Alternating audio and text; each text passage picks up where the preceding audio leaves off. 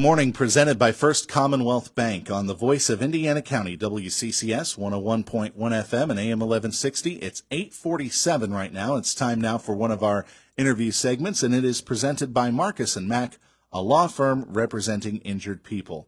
And it's time to hear what's going on in Indiana Borough. Joining us right now is Nicole Sipos, who is the Borough Manager. Nicole, how you doing this morning? I am well, thank you. Glad to hear this, and welcome to Indiana in the Morning. What do you think of the place so far? Oh, it's great. This is my first time on the radio, so bear with me. A little nervous. Don't worry about being nervous. Just be yourself, and that's all anybody can ask.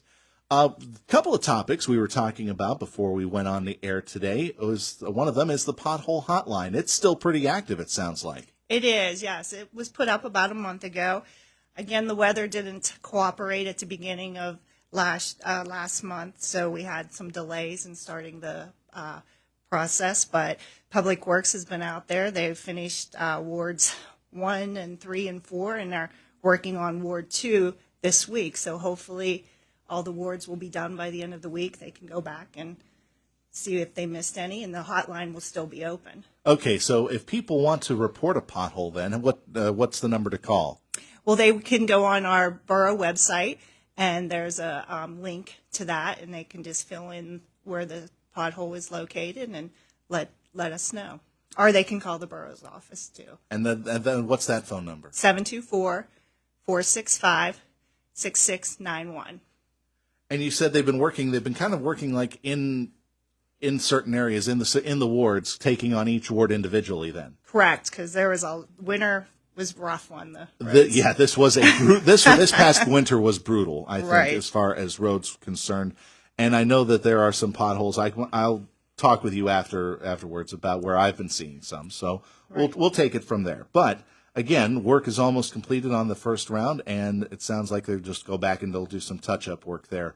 Talk about this, the crew that's going out to do all of this, the Public Works crew. They seem like they're a great bunch of folks. They are. They're working hard.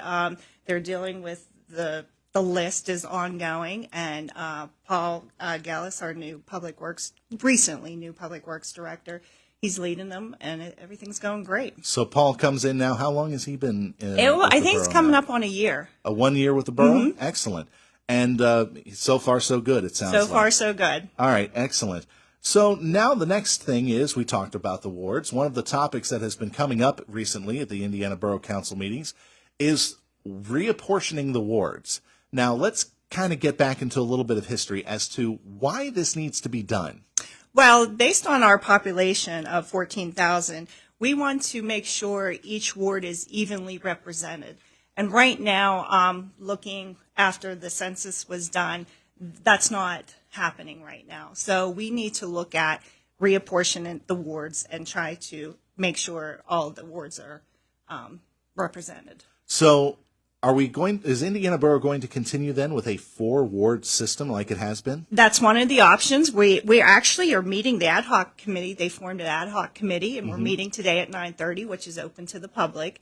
We have a couple meetings scheduled for the next couple months, and we're hoping to come up with 4 different scenarios, one being a 4-ward and one being 3 and 2 and a 6-ward. Okay. And at-large. And an at-large ward. Now, we should explain the difference. Obviously, the differences in those systems, that's kind of obvious with it being divvied up into 2, 3, 4, or 6 sections. But at-large, that means that there could be representation, doesn't matter where in the borough, right? That is correct. It could be, and again, that's 2 different issues. One issue on the table is reducing the size of council. Again, if that's a different issue from reapportionment of the wards. Okay, but that could stem from that then. That could, yes. Okay, so if they decide to reduce the number of wards, what would that mean if a ward gets eliminated, I guess, and a council member, would they be allowed to serve out the remainder of their term? They would be, yes. There would be no change until their term is up. Okay, and I think that's staggered a little bit, so that could take a couple of years. Correct. There's 6 up in after 2023, and then the other 6 will be up in 24. All right. So again, that meeting is today at what time? 9:30. And if people can't make it there, will this be, because I know the borough has been doing a lot of streaming meetings online, will this be streamed? This will not be streamed. But, Oh, okay.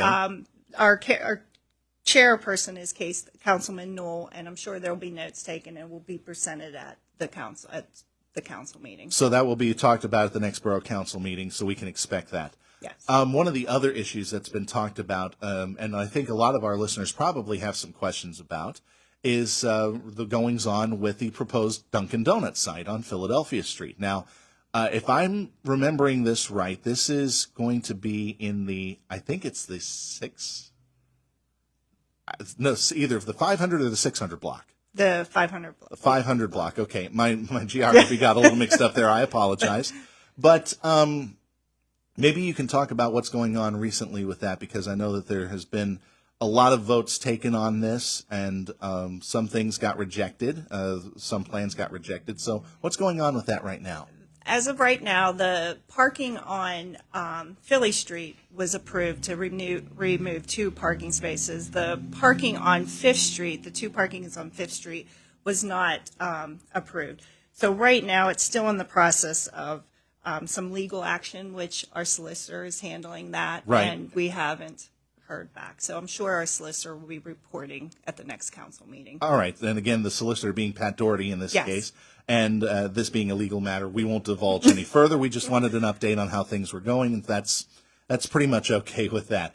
What are some other things that I think what are some other things that council's looking forward to? I think there was a large discussion at the I believe either at the borough council meeting or the work session concerning maybe getting out into the community and doing some events, kind of public education type of things. I think one of the ideas that was thrown around was going down to the Third Thursday event that was last week. What was that all about? We did. We went down there. We want to make sure the public knows what's happening with our American Rescue Funds, the ARP funding. That's right, yes. So we want to be very transparent with what we're spending this money on. It's, we have lots of ideas. We've been meeting with the committees throughout the last 2 to 3 months. This all started a year ago. Mm-hmm. So we have a good game plan, and we want to make sure the public knows about it. That's right, because at that last public session, the planning session, there was a list of about 20 project ideas donation ideas. Right, there is, and it's exciting. It's all good things that that will give back to the borough and the residents and to improve on the town.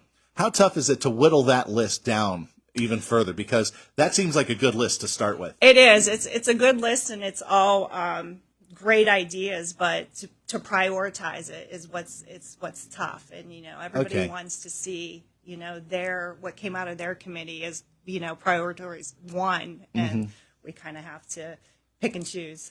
All right, so that prioritizing process, I guess, is going on right now. It's still going on, yes. All right, and can people still get involved with this? Absolutely, yeah. We'll be bringing it up again at each committee, still talking about it.